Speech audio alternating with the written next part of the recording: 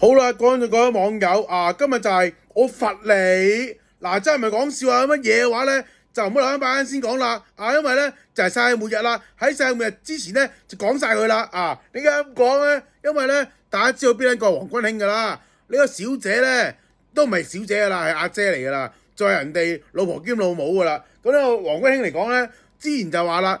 咩上天啟示咧？嗱，當然啦，嗰耶撚嚟講咧，總會有套路嘅。就係話自己咧上天啟示我。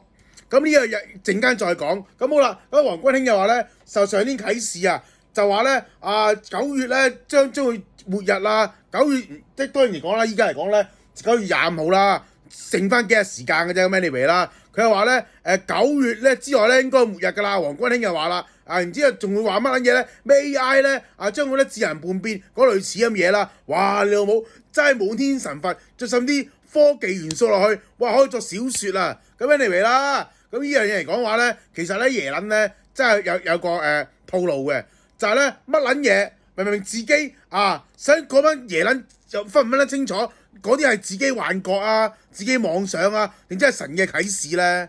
真係嗰啲耶撚嚟講咧，大佬。你信耶穌之前，你濫交你吸毒唔緊要。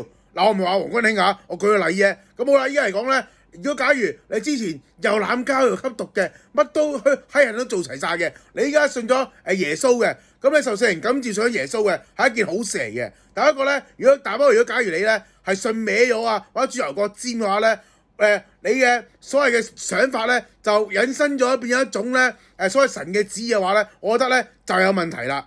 當然啦，今次我罰你嚟講咧，就唔係講呢個咧基督教啊，咁我罰你嚟講係講佛教啦。咁好似講呢個入世法同出世法啊。咁 anyway 啦，咁入世法同出世法嚟講話咧，嗱嗰啲咧入世法係乜撚嘢咧？如果假如咧有和尚同你講啦，信佛咧係可以改變你運氣嘅，可以如果你食多啲齋嘅話咧，會有好事發生嘅。咁呢就係入世法啦。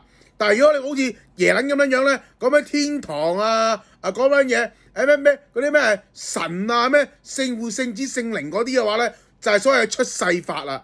基本上嚟講咧，我打個比方啊，就好似呢個世界呢個浩瀚宇宙，就係呢個世界嘅一個架構。咁呢個世界咧就成個就係呢個宇宙。第一個咧，如果係出世法嘅話咧，即係所謂天堂嚟講咧，就係宇宙之外噶啦，即係呢個世界之外嘅事啦。就好似你一個屋企，我呢個屋企就係我嘅世界。至於出世法嚟講咧，就係呢個屋企以外嘅嘢啦，就係咁樣啦。屌你！